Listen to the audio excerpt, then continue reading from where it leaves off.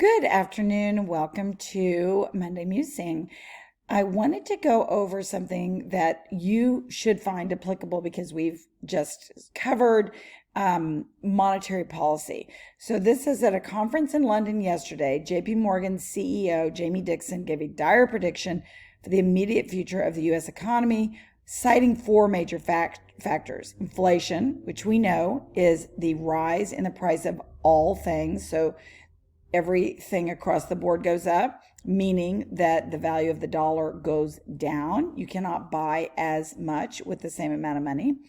Second thing is the war in Ukraine, which is just ongoing and affects a lot of things, from food because of the wheat to gas, natural gas because of the pipelines.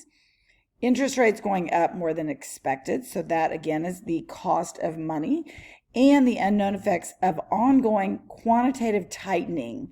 So I wanted to go and see what quantitative tightening is. So you may have heard of quantitative easing because the Fed, the Federal Reserve Bank, has been involved in quantitative easing for, like a decade. So what is quantitative tightening? Well, if quantitative easing is trying to make money more available. So think that through.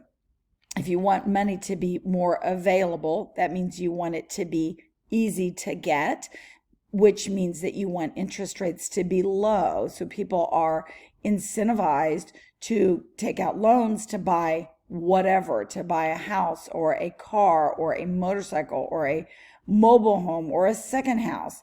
So quantitative tightening is when there's too much money out there. So if there's too much money chasing too few goods, that's inflation.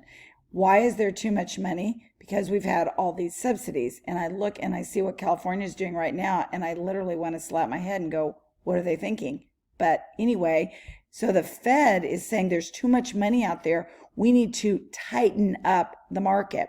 So quantitative tightening refers to monetary policy. So remember, monetary policy are policies that are taken under by the Fed, not the Congress, that contract or reduce the Federal Reserve System balance sheet.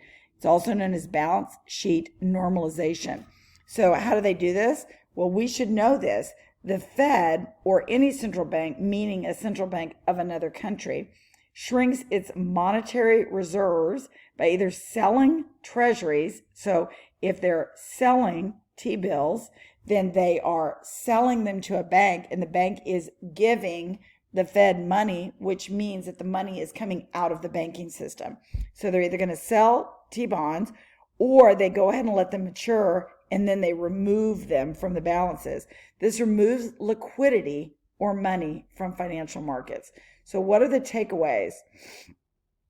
Is the opposite of quantitative easing. The way they do it is they sell T-bonds, and the risk of quantitative tightening is it has the potential to destabilize financial markets, which could trigger a global economic crisis. And that is what the president of the JP Morgan was saying, that he is afraid that this is going to tip the United States into a recession. So let me know what you think about that. I'm going to go ahead and I'm going to put the link to this in the announcements.